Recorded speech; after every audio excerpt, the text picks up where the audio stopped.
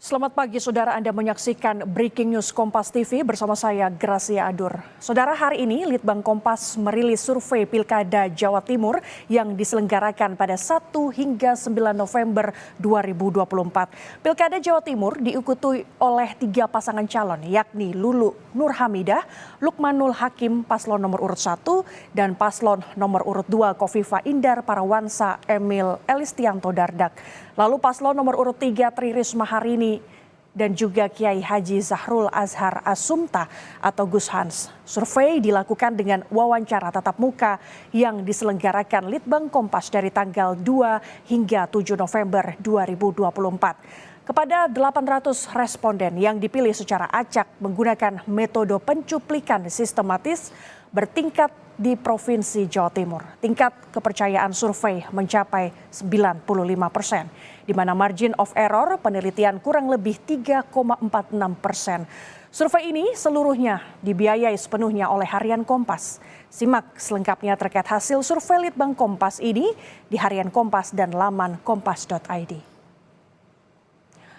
Saudara, dari jajak pendapat yang dilakukan Litbang Kompas, 3,8% responden menyatakan dukungan pada paslon Luluk Nur Hamidah Lukmanul Hakim yang bisa Anda lihat di layar kaca saat ini. Ini bisa Anda saksikan bahwa elektabilitas paslon Pilkada Jawa Timur, survei Litbang Kompas dari tanggal 2 hingga 7 November 2024 ini menyatakan bahwa 3,8% responden menyatakan dukungan pada paslon Luluk Nur Hamidah Lukmanul Hakim, saudara. Kemudian 52,5% memilih paslon Kofifa Indar Parawansa Emil Elistianto Dardak. Lalu 20,9% responden memilih paslon Tri Risma Harini Zahrul Azhar Asumta. Sementara 22,8% responden masih belum menentukan pilihan atau tidak tahu. Kemudian selanjutnya, saudara, survei Litbang Kompas ini juga memperoleh data sebaran dukungan pemilih sejumlah parpol di Pilkada Jawa Timur 2024, saudara. Saya bergeser sedikit bahwa mulai dari pemilih dari Partai Kebangkitan Bangsa, Partai Gerakan Indonesia Raya, Partai Demokrasi Indonesia Perjuangan, Partai Golongan Karya, Partai Nasional Demokrat, Partai Keadilan Sejahtera, Partai Amanat Nasional, dan Partai Demokrat. Kita akan perjelas dari masing-masing partai, saudara. Sebaran dukungan pemilih dari PKB di Pilkada Jawa Timur 2024 sebanyak 6,4% responden memilih paslon Luluk Lukmanul Hakim. Kemudian 60% ini memilih paslon Kofifah Emil Dardak, lalu 15,5% responden memilih paslon Tri Risma Harini Gus Hans. Sementara 18,2% responden menjawab tidak tahu atau belum menentukan pilihan. Kemudian, saudara, kita bergeser ke sebaran dukungan pemilih dari Partai Gerindra di Pilkada Jawa Timur, saudara. Sebanyak 5,0% responden memilih paslon Luluk Nur Hamidah Lukmanul Hakim. Kemudian 58,8% responden memilih paslon Kofifa Indar Parawansa Emil Elistianto Dardak. Lalu 21,0% responden memilih paslon Tri Risma Harini Zahrul Azhar Asumta. Sementara 15,1% responden menjawab tidak tahu atau belum menentukan pilihan. Selanjutnya ke sebaran dukungan pemilih dari PDI Perjuangan di Pilkada Jawa Timur 2024, saudara. Sebanyak 0,9% responden memilih paslon Luluk Nur Hamidah Lukmanul Hakim. Kemudian 45,5% memilih paslon Kofifa Indar Parawansa Emil Dardak. Lalu 40,9% responden memilih paslon Tri Risma Harini Zahrul Azhar Asumta. Sementara 12,7% responden menjawab tidak tahu atau belum menentukan pilihan. Selanjutnya kita ke sebaran dukungan pemilih dari Partai Golkar di Pilkada Jawa Timur. Sebanyak 1,7% responden memilih paslon Luluk Nur Hamidah Lukmanul Hakim. Kemudian 69,5% ini memilih paslon Kofifa Indar Parawansa Emil Elistianto Dardak. Lalu 22,0% responden memilih paslon Tri Risma Harini Zahrul Azhar Asumta. Sementara 6,8% responden menjawab tidak tahu atau belum menentukan pilihan. Selanjutnya kesebaran dukungan pemilih dari Partai Nasdem di Pilkada Jawa Timur 2024. Sebanyak 3,8% responden memilih paslon Luluk Nur Hamidah Lukmanul Hakim, kemudian 61,5% responden memilih paslon Kofifah Indar Parawansa dan Emil Elistianto Dardak, lalu sebanyak 19,2% responden memilih paslon Tri Risma Harini Zahrul Azhar Asumta. Sementara 15,4% responden menjawab tidak tahu atau belum menentukan pilihan. Selanjutnya saudara, kita bergeser ke sebaran dukungan pemilih dari PKS di Pilkada Jawa Timur 2024. Ada sebanyak 6,3% ini memilih paslon Luluk Nur Hamidah Lukmanul Hakim. Lalu sebanyak 43,8% memilih paslon Kofifah Indar Parawansa Emil Elistianto Dardak. Dan 37,5% responden memilih paslon Tri Risma Harini Zahrul Azhar Asumta. Sementara 12,5% responden menjawab tidak tahu atau belum menentukan pilihan. Kita ke sebaran dukungan pemilih dari Partai Amanat Nasional di Pilkada Jawa Timur 2024.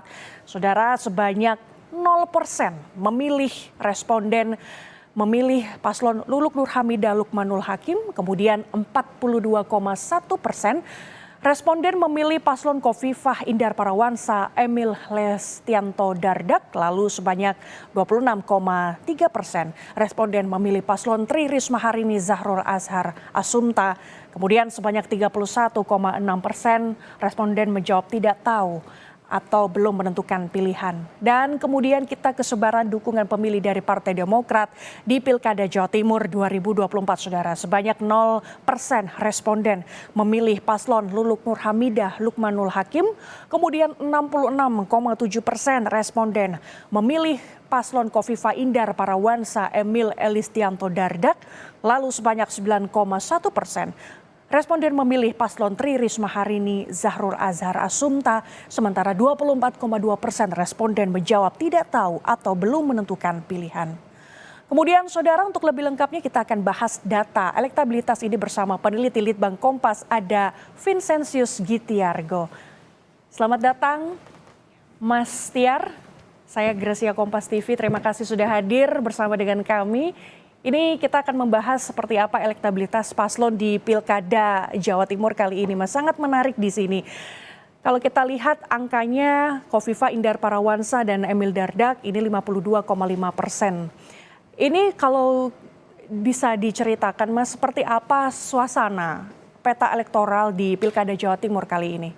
Ya, Mbak Gracia, kalau kita lihat angka sementara ya dari hasil survei yang dilakukan oleh Litbang Kompas, memang angka untuk Kofifah dan Emil ini 52,5%, lalu disusul oleh Bu Risma dan Zahrul Azhar ini dengan angka 20,9%, lalu ada Bu Luluk dan Pak Lukmanul ya dengan 3,8%. Jadi memang dari tiga kandidat yang menariknya kan tiga-tiganya perempuan ya sebagai calon gubernur.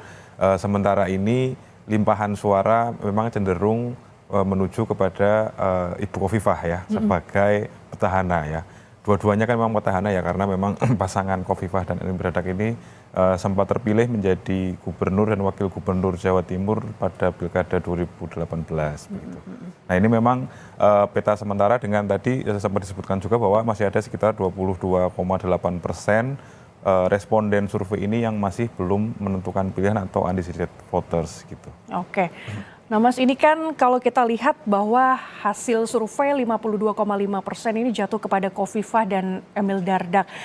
Ini kan tentu popularitas sudah dibangun sejak lama. Apakah ini juga menjadi efek sehingga hasilnya ini 52,5% untuk Kofifah dan juga Emil Dardak? Ya, kalau kita bicara wilayah Jawa Timur yang relatif luas dengan jumlah penduduk yang juga banyak ya, kan kedua terbanyak di Jawa setelah Jawa Barat. Artinya memang menjangkau pemilih calon pemilih yang begitu banyak kan memang perlu waktu, perlu upaya yang tidak singkat. Nah, keuntungan sementara yang dimiliki oleh pasangan Khofifah dan Emil ini adalah karena memang mereka sudah menjadi petahana, sehingga dari sisi popularitas tentu masyarakat dari berbagai lapisan cenderung lebih mengenal paslon ini ya, paslon urut nomor 2 ini gitu. Walaupun kita lihat juga popularitasnya dari kandidat Bu Risma misalnya yang sudah pernah menjadi wali kota Surabaya dan juga menjadi menteri itu juga tampak, tapi mungkin keterjangkauan itu masih dipegang oleh paslon nomor urut 2 begitu Mbak Gracia ya. Oke, ini kalau kita lihat berbicara soal popularitas ini, Tri Risma hari ini kan juga sudah pernah menjabat sebagai Menteri Sosial, kemudian juga pernah menjabat sebagai Wali Kota Surabaya seperti itu.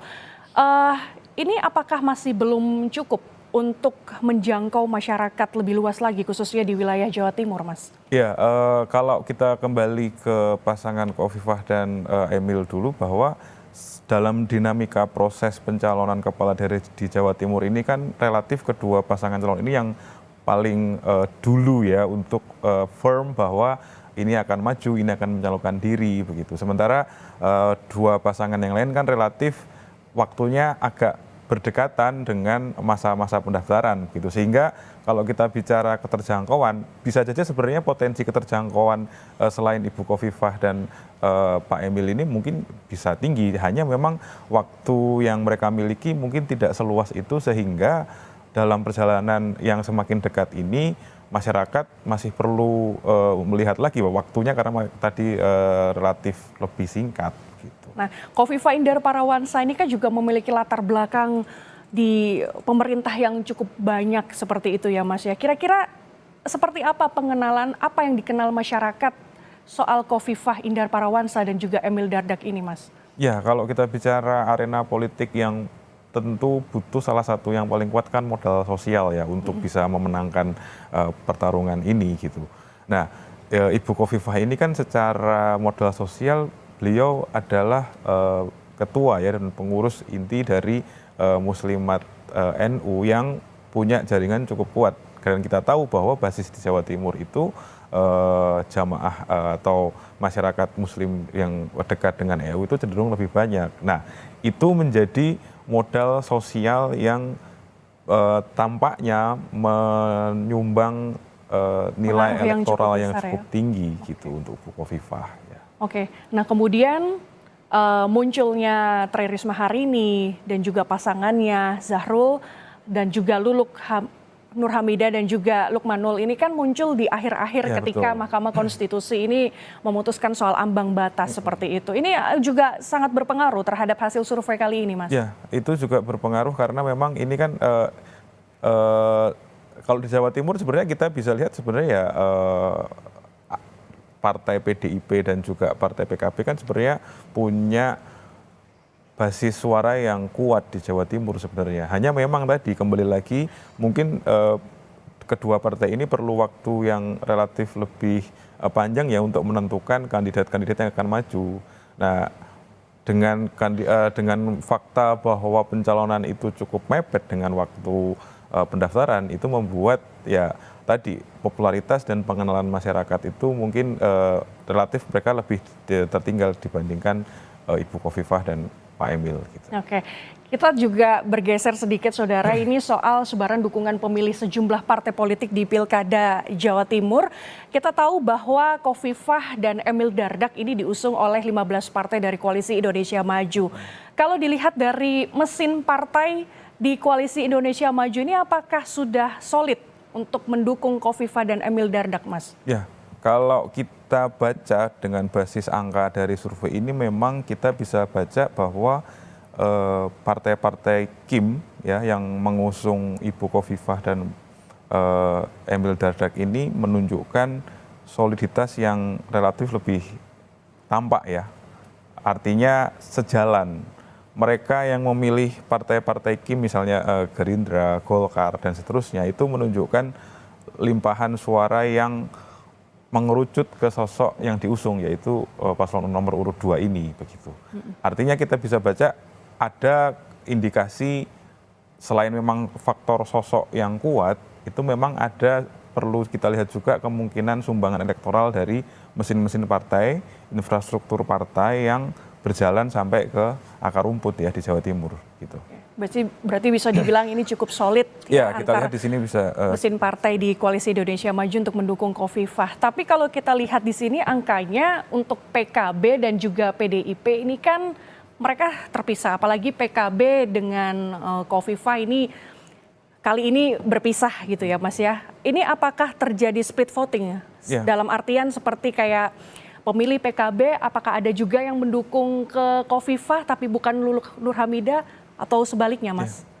Dalam pilkada atau proses perjalanan menuju pilkada ya itu sebenarnya atau pemilu secara umum sebenarnya hal yang relatif wajar ketika ada pemilih-pemilih yang split ya, artinya partai yang dia pilih itu berbeda atau calon yang dia pilih berbeda dengan partai yang dia pilih gitu. Nah, kalau dari hasil ini kita lihat memang kecenderungan PKB meskipun ada calon yang diusung calon paslon nomor 1 memang ternyata sosok Khofifah tampak lebih kuat ya untuk para pemilih PKB ini di Jawa Timur sehingga suaranya cenderung ke paslon nomor 2. Begitupun dengan partai PDIP ya, kita lihat kan angkanya sangat ketat ya di situ. Artinya ada 45 antara Bu Khofifah dan Bu Risma ya, dari 45,5% berbanding ke Bu Risma 40,9%. Nah artinya memang faktor sosok Khofifah memang itu mungkin cenderung lebih dominan ya.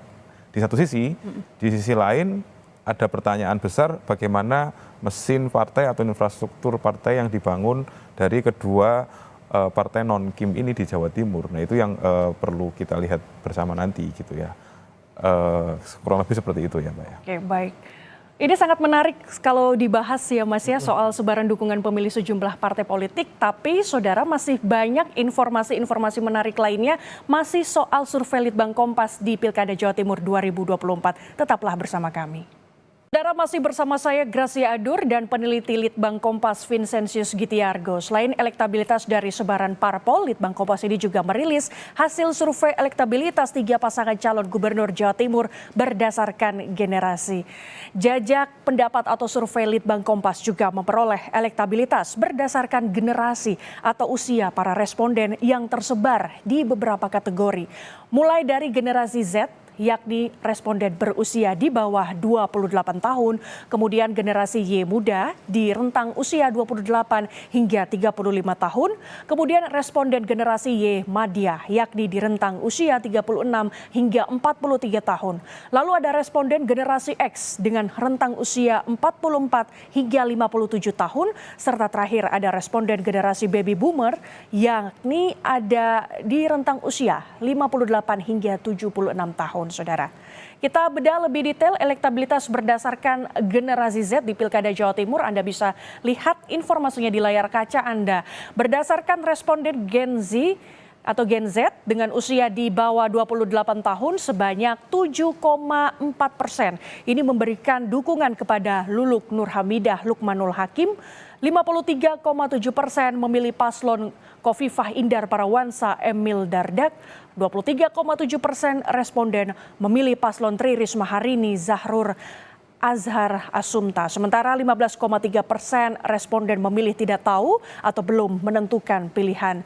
Kemudian bergeser ke responden Gen Y muda dengan rentang usia 28 hingga 35 tahun. Sebanyak 3,4% memberikan dukungan kepada Luluk Nur Hamidah Lukmanul Hakim. 54,5% memilih paslon Khofifah Indar Parawansa Emil Elistianto Dardak. 18,6% responden memilih paslon Tri Risma Harini Zahur Azhar Asumta. Sementara 23,4% responden memilih tidak tahu atau belum menentukan pilihan. Kita bergeser ke responden Gen Y madya dengan rentang usia 36 hingga 43 tahun. Sebanyak 2,3% memberikan dukungan kepada Luluk Nur Hamidah Lukmanul Hakim. 44,4% memilih paslon Khofifah Indar Parawansa Emil Elistianto Dardak. 25,6% responden memilih paslon Tri Risma Harini Zahur Azhar Asumta. Sementara 27,8% responden memilih tidak tahu atau belum menentukan pilihan. Kita bergeser ke responden Gen X dengan rentang usia 44 hingga 57 tahun. Sebanyak 3,5% memberikan dukungan kepada Luluk Nur Hamidah Lukmanul Hakim, 56,3% memilih paslon Kofifa Indar Parawansa Emil Elistianto Dardak, 18,1% responden memilih paslon Tri Risma Harini Zahrul Azhar Asumta, sementara 22,1% responden memilih tidak tahu atau belum menentukan pilihan. Kita bergeser ke responden generasi baby boomers dengan rentang usia 58 hingga 76 tahun. Sebanyak 1,5% memberikan dukungan kepada Luluk Nur Hamidah Lukmanul Hakim. 50,4% memilih paslon Kofifa Indar Parawansa Emil Elistianto Dardak. 19,3% responden memilih paslon Tri Risma Harini Zahrul Azhar Asumta. Sementara 28,9% responden memilih tidak tahu atau belum menentukan pilihan. Jajak pendapat atau survei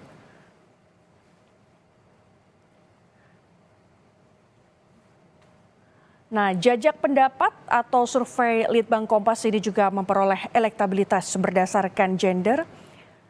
Tapi sebelum ke gender, saudara, kita akan kembali ke elektabilitas berdasarkan generasi di Pilkada Jawa Timur. Ini ada Gen Z, Gen Y, Gen Y Madya, Gen X, dan juga Baby Boomers. Ya. Sebetulnya yang saya tanyakan ini, Mas, seperti apa kampanye dari ketiga paslon ini untuk bisa mengenalkan diri kepada 5 generasi ini? Oke, kalau kita lihat dari responden yang dalam survei ini, kita tanya pengenalan atau pengetahuan terhadap paslon dari mana, itu 2 yang paling dominan adalah pertama media massa, itu berarti koran, televisi, dan seterusnya. Yang kedua adalah media sosial. Ya, kalau kita bicara generasi, tentu kita bicara soal platform atau media mana yang cocok gitu ya. Ketika kita melihat sebenarnya tampak bahwa setiap atau terutama di generasi Z itu tampak bahwa setiap kandidat ini tentu melakukan upaya lewat media sosial ya, terutama karena ini kan media yang dekat dengan anak muda. Itu tampak dari angka yang kesemuanya kan di atas rata-rata elektabilitas awal tadi ya. Misalnya Lulu di sini 7,4, Kofifa 3,7, lalu Bu Risma 23,7%. Dengan undecided voters yang paling rendah. Jadi di satu sisi adalah ternyata memang kandidat-kandidat ini melihat platform media sosial yang dekat dengan Gen Z ini sebagai media kampanye yang efektif gitu ya. Di sisi lain pemilih Gen Z ini kan ada sebagian yang pemilih mula, artinya baru pertama kali akan mencoblos di Pilkada 2024 ini, sehingga ada antusiasme yang tinggi tampak dari angka undecided yang paling rendah dibandingkan generasi yang lain begitu ya. Nah, dekat dengan itu kan generasi Y menunjukkan mungkin generasi Y muda ya menunjukkan relatif kecenderungan yang mirip dengan generasi Z ini di soal platform tadi gitu ya. Hanya memang menarik ketika melihat Gen Y Madya ya, ini menjadi menarik karena ini undecided votersnya relatif tinggi ya, 27,8%, sementara Kofifa juga mendapat yang paling rendah di sini ya. Ini menarik melihat situasi ini karena mungkin kita bicara generasi itu kan kita juga bicara soal latar belakang misalnya pekerjaan sehari-hari ya. Ini kan orang-orang Jawa Timur yang usianya 36 sampai 43 tahun. Melihat mungkin di sini adalah generasi yang paling kritis terhadap Kofifa kita lihat sebenarnya ya. Karena elektabilitas Kofifa ternyata paling rendah di generasi ini. Sementara ada misalnya Bu Risma angkanya relatif paling tinggi di generasi ini menunjukkan sebenarnya mereka ada kecenderungan pengen alternatif sebenarnya. Nah, pertanyaan kan kenapa gitu? Mungkin karena di usia-usia ini kan memang sebagian responden di generasi Y Madya ini sedang terdesak ya dari sisi ekonomi, misalnya dari sisi pekerjaan. Ketika muncul jenis-jenis pekerjaan baru yang perubahannya sangat besar, disrupsi digital, sehingga mereka melihat apakah mampu mereka bersaing di dunia yang sudah berubah ini begitu ya. Nah ini mereka tulis dari situ. Beda dengan generasi X dan baby boomers yang relatif lebih settle ya, lebih aman kondisinya begitu. Oke. Ini kemudian di generasi X Ini juga di rentang usia 44 sampai 57 tahun, ini Khofifah memiliki angka 56,3% dan juga Tri Risma hari ini 18,1%. Ini kira-kira apa yang diinginkan oleh generasi X terhadap tiga paslon ini? Ya, Tipe-tipe pemilihnya ini seperti apa ya, nih? kalau tadi kita bicara pemilih muda itu atau awal itu baru mungkin beberapa kali melakukan pencoblosan ya ikut pemilu. Kalau generasi X dan generasi nanti baby boomers itu kan relatif ini bukan pengalaman pemilu pertama. Tapi poinnya adalah biasanya kan generasi X dan generasi di atasnya yang senior itu kan pengen stabilitas ya.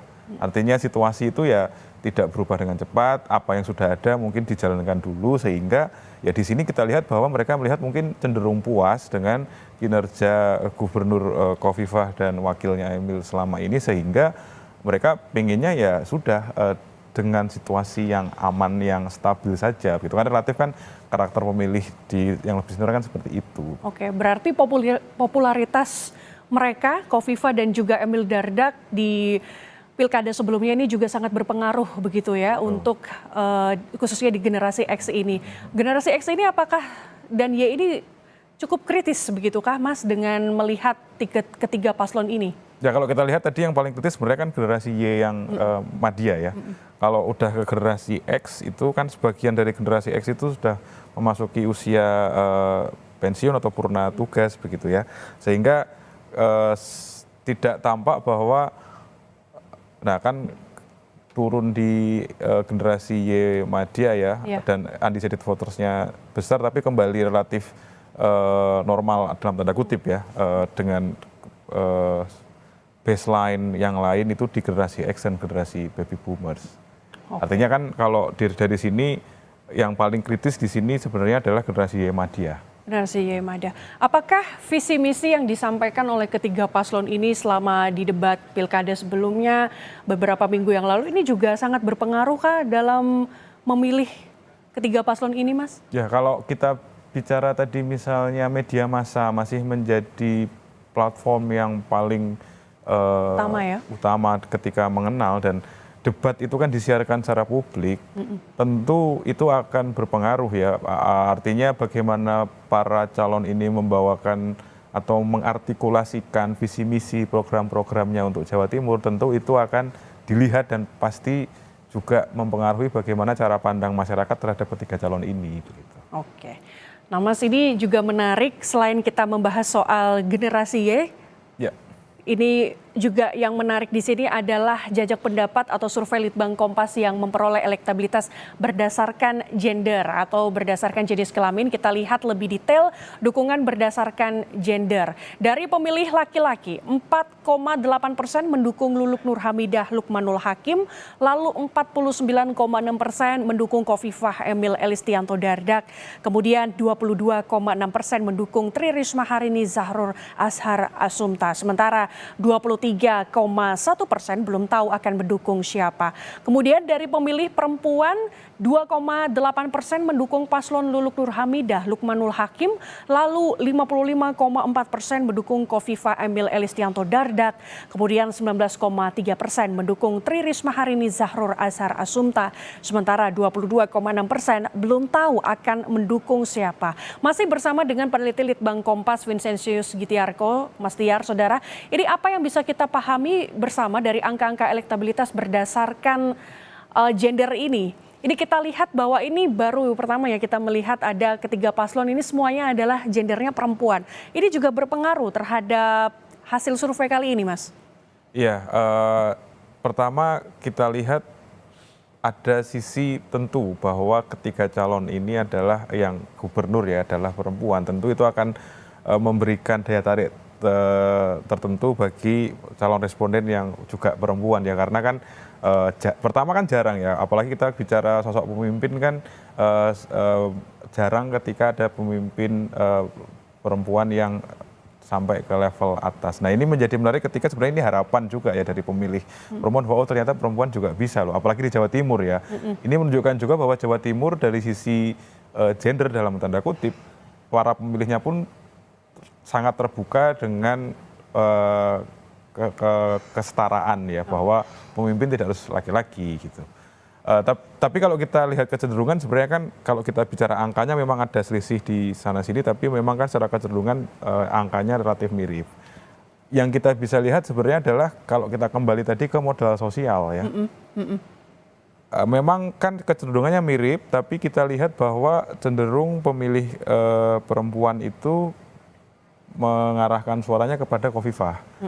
Kita bicara modal sosial bahwa sosok Ibu Khofifah ini adalah petinggi ya di Muslimat NU yang dalam yang notabene adalah organisasi perempuan NU gitu ya. Nah ini kan menunjukkan bahwa selain visi misi, selain sosok yang kuat, bahwa sudah ada modal sosial yang kuat dari salah satu calon itu ternyata memberikan sumbangan elektoral yang juga krusial begitu. Artinya popularitas Khofifah yang menjabat sebagai Ketua Muslimat NU sudah hampir 24 tahun ini menjadi modal utama bagi Khofifah seperti itu ya Mas ya. Lalu bagaimana dengan calon-calon yang lain? Di sini masih terlihat ada Tri Risma hari ini 22,6%. Ini seperti apa ini Mas? Ya kalau dengan popularitas yang ada yang dimiliki oleh Tri Risma hari ini sebelumnya menjabat sebagai Mensos, kemudian Wali Kota Surabaya, ini seperti apa? Ya sebenarnya kalau kita lihat selisih memang ada kecenderungan laki-laki sedikit lebih tinggi ya untuk Ibu Risma. Cuma kan selisihnya memang tidak setinggi yang perbandingan antara Ibu Khofifah ya. Lalu menarik juga ketika melihat Bu Lulu itu lebih tinggi sedikit elektabilitasnya di pemilih laki-laki. Tapi memang kecenderungannya ini kita lihat masih di dalam margin error. Artinya sebenarnya tidak ada perbedaan yang cukup signifikan antara pemilih laki-laki dan pemilih perempuan di paslon nomor 1 dan paslon nomor 3 ya. Kemudian bagaimana dengan sebaran di aspek gender laki-laki dan perempuan Mas? Ini terlebih melihat bahwa calon gubernur di Jawa Timur adalah perempuan. Ya kalau kita lihat bahwa tidak ada problem artinya kecenderungannya sama, kembali lagi bahwa baik laki-laki maupun presiden perempuan melihat ya tidak ada masalah dengan sosok pemimpin perempuan di Jawa Timur, dan itu kan sudah pernah terjadi bahwa Khofifah pun terpilih gitu. Waktu itu pun ketika itu kan sebenarnya Ibu Khofifah juga melawan yang lawannya adalah laki-laki gitu. Artinya kita melihat juga kultur masyarakat Jawa Timur yang mungkin relatif lebih terbuka ya soal gender ini terhadap sosok pemimpin. Berarti isu gender ini tidak menghambat khususnya untuk di Pilkada Jawa Timur meskipun ketiga paslon ini adalah perempuan. Artinya semua di sini tidak ada yang ini ya sangat menghambat begitu ya Mas ya. Oke. Nah Saudara, masih banyak informasi menarik lainnya masih soal survei elektabilitas dari ketiga paslon Pilkada Jawa Timur. Tetaplah bersama kami. Saudara, kita akan melihat ada jajak pendapat atau survei Litbang Kompas juga memperoleh data silang atau cross elektabilitas berdasarkan kelas sosial ekonomi yang terbagi ke dalam 4 kelas, yakni ekonomi kelas bawah, ekonomi kelas menengah bawah, ekonomi kelas menengah atas dan ekonomi kelas atas. Kita perjelas lebih detail Saudara di wall di sisi sebelah kanan saya. Sebanyak 2,9% responden dari kelompok masyarakat kelas ekonomi bawah memilih Lukmanul, 58,0% ini memilih Khofifah Emil, lalu 18,6% memilih Risma Gushans. Sebanyak 20,6% responden memilih tidak tahu atau belum menentukan pilihan. Kemudian sebanyak 4,4% responden dari kelompok masyarakat kelas ekonomi menengah bawah memilih Lukmanul, 49,6% memilih Khofifah Emil, lalu 21,5% memilih Risma Gushans. Sebanyak 24,5% responden memilih tidak tahu atau belum menentukan pilihan. Sebanyak 5,7% responden dari kelompok masyarakat kelas ekonomi menengah atas memilih Lukmanul, 44,3% memilih Khofifah Emil, lalu 27,1% memilih Risma Gushans. Sebanyak 22,9% responden memilih tidak tahu atau belum menentukan pilihan. Sebanyak 4,5% responden dari kelompok masyarakat kelas ekonomi atas memilih Luluk Lukmanul, 40,9% memilih Kofifa Emil, lalu 31,8% memilih Risma Gus Hans. Sebanyak 22,7% responden memilih tidak tahu atau belum menentukan pilihan saudara. Masih bersama dengan peneliti Litbang Kompas, bersama dengan kami Vincentius Gitiarko, kita akan membahas soal dari sisi kelas ekonominya. Ini kalau kita lihat cenderung ada di nomor urut 2 yaitu Kofifa Indar Parawansa dan juga Emil Dardak. Sebetulnya apa yang diinginkan oleh mereka, Mas? Oke, ada pola yang menarik ya Mbak ya kalau kita lihat berdasarkan kelas sosial responden, karena ketika kita bicara misalnya memang yang di setiap kelas ini kan paslon nomor urut 2 yang sementara ini angkanya tinggi. Tapi ada tren bahwa semakin tinggi kelas sosial responden itu limpahan suara kepada paslon nomor urut 2, Ibu Kofifah dan Emil itu semakin turun trennya. Sementara sebaliknya di dua kandidat yang lain kita bicara Ibu Luluk dan Ibu Risma itu semakin tinggi kelas sosialnya, semakin relatif naik ya angkanya. Nah ini menunjukkan bahwa pertama pengenalan atau informasi atau kampanye yang dilakukan oleh Ibu Risma dan Ibu Luluk itu terjangkau sebenarnya. Ya bisa jadi terjangkau oleh mereka yang berada terutama di kelas menengah atas dan kelas atas. Sehingga kelompok kelas ini sebenarnya berpikir meskipun tetap ke paslon nomor 2 angkanya lebih tinggi, tapi mereka berpikir jangan-jangan bisa ya ada alternatif gitu ya, untuk ada pemimpin baru, tidak memilih yang petahana gitu. Itu di satu sisi.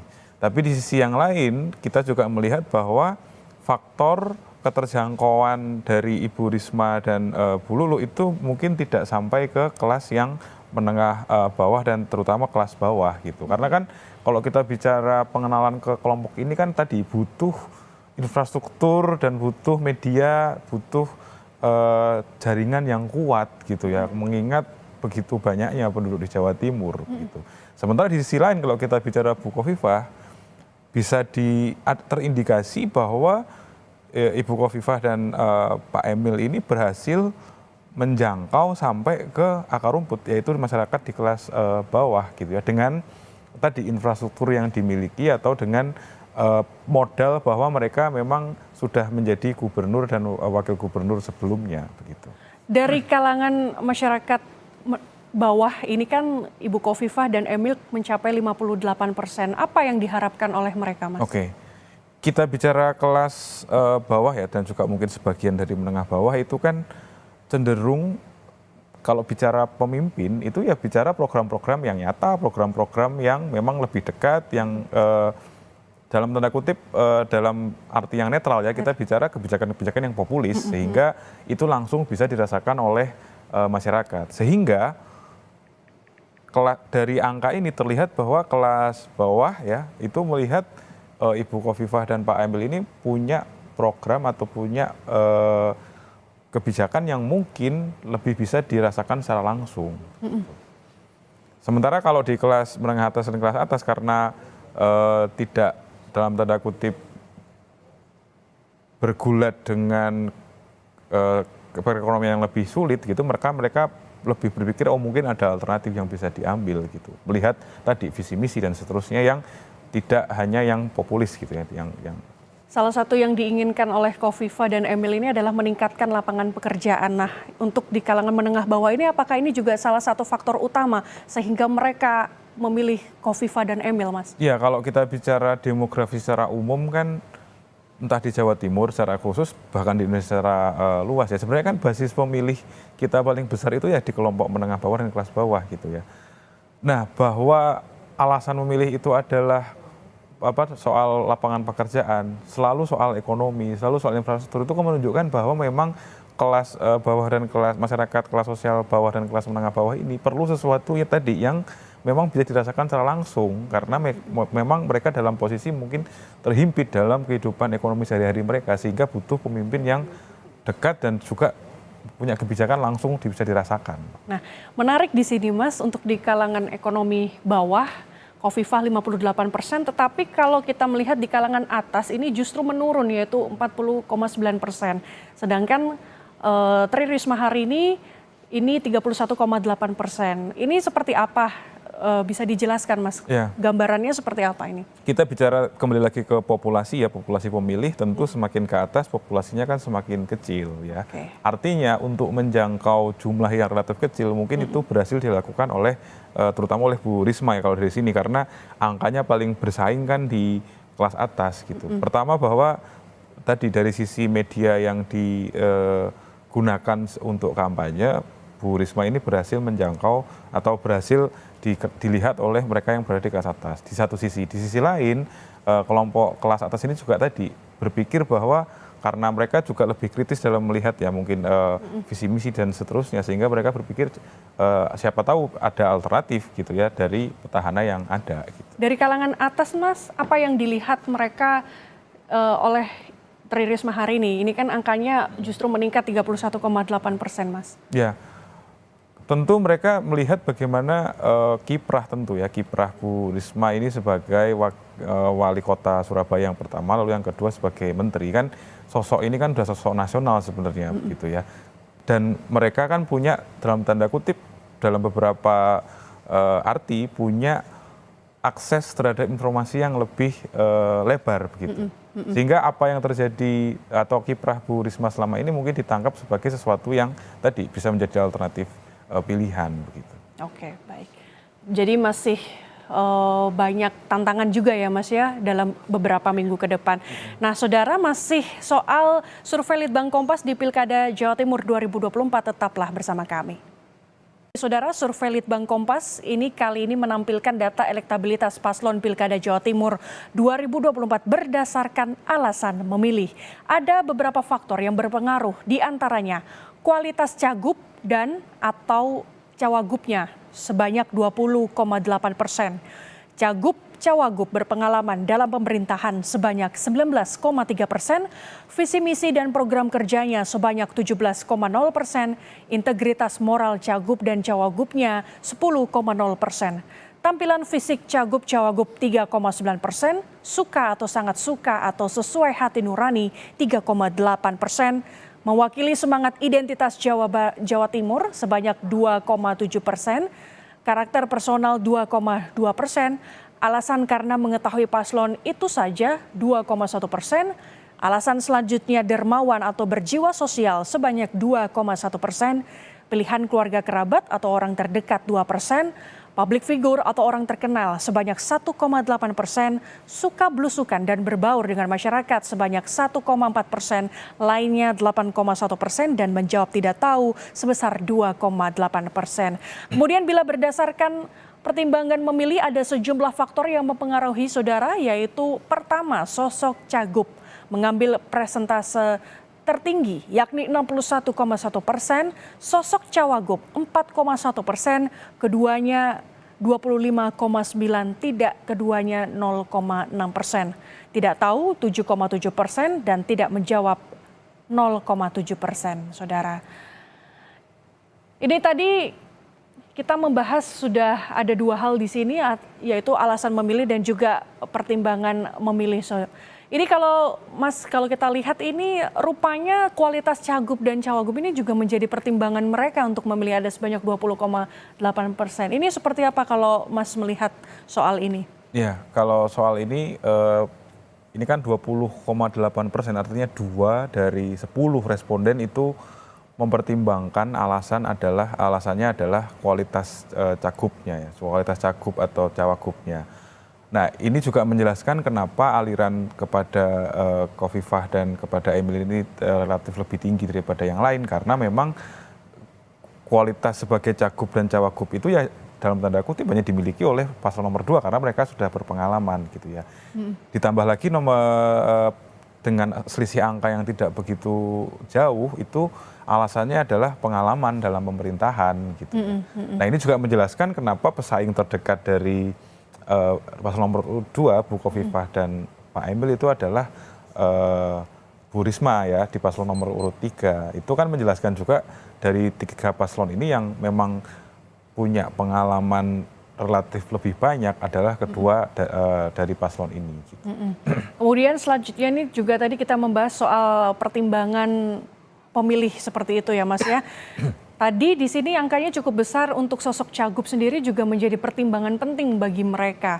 Nah, apa yang diinginkan dari responden soal sosok calon gubernur ini Mas di Pilkada Jawa Timur? Ya, sosok Cagup di Pilkada Jawa Timur yang kesemuanya adalah perempuan, kita melihat bahwa perempuan-perempuan ini memang perempuan-perempuan punya karakter yang sangat kuat ya. Karena kan kalau kita bandingkan sangat jauh pertimbangan hanya soal Cawagup gitu ya. Pertama-tama 61,1% responden melihat yaitu sosok calon gubernurnya gitu ya. Mereka melihat tadi bahwa ketiga sosok ini gitu ya punya memang sosok yang kuat, punya karakter yang kuat dan menjadi pertimbangan utama dari para pemilih ini untuk menentukan siapa yang akan dipilih dalam pilkada nanti gitu. Oke, jadi ini 61,1% ini juga menjadi pertimbangan mereka melihat seperti apa latar belakang dari ketiga paslon ini.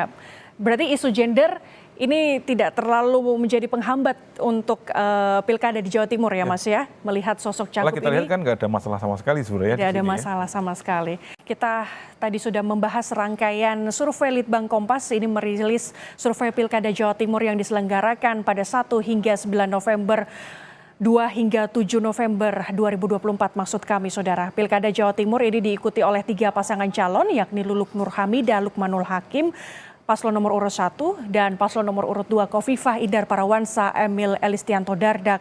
Lalu paslon nomor urut 3 Tri Risma Harini dan juga Zahrul Azhar Assunta atau Gus Hans. Survei dilakukan dengan wawancara tatap muka yang diselenggarakan Litbang Kompas dari tanggal 2 hingga 7 November 2024 kepada 800 responden yang dipilih secara acak menggunakan metode pencuplikan sistematis bertingkat di Provinsi Jawa Timur. Tingkat kepercayaan survei ini mencapai 96%, di mana margin of error penelitian kurang lebih 3,46%. Dan survei ini dibiayai sepenuhnya oleh Harian Kompas, saudara. Tadi kita sudah membahas semuanya bahwa untuk Luluk Nur Hamidah dan Lukmanul Hakim ini ada 3,8%, kemudian Khofifah Indar Parawansa dan Emil Dardak 52,5%, serta Tri Risma Harini dan juga Zahrul Assunta ini 20,9%, serta yang masih menjawab tidak tahu atau belum menentukan pilihan ada 22,8%. Tadi kita sudah membahas banyak sekali ya Mas ya, bahwa ini soal elektabilitas paslon Pilkada Jawa Timur, kemudian partai politik. Kira-kira apa yang menjadi PR ke depan bagi ketiga paslon yang menghitung hari ini sebentar lagi akan pencoblosan ini Mas? Ya untuk yang pertama kalau kita bicara angka sementara yang paling tinggi dipegang oleh Khofifah dan Emil, ini tentu paslon nomor 2 ini ke depan poinnya adalah bagaimana mereka menjaga soliditas pemilih yang sekarang ini sudah mulai menunjukkan dukungan ke mereka gitu ya. Sementara kalau dari dua penantang yang lain ya di paslon 1 dan paslon nomor 3, bagaimana PR-nya adalah membuat keterjangkauan tadi ya, pengenalan itu bisa dilakukan dalam waktu yang memang relatif sempit gitu ya. Ini nanti kalau mereka berhasil ya, dua kandidat yang lain berhasil melakukan itu, tentu jarak yang sementara ini relatif lebar bisa semakin didekati. Yang kedua adalah bagaimana meyakinkan dari mereka yang belum menentukan pilihan ya, undecided voters begitu, masih ada 22,8 yang masih menimbang-nimbang. Siapa dari ketiga ini yang mau dipilih gitu. Nah itu yang menarik, kita lihat bagaimana dinamika itu berjalan ke depan. Gitu. Baik, terima kasih Mas Vincentius Gitiargo sebagai peneliti Litbang Kompas sudah menempatkan waktunya di sini. Saudara, masih banyak informasi lainnya di survei Litbang Kompas, tetap pantau terus informasi di Harian Kompas atau di kompas.id. Terima kasih saudara.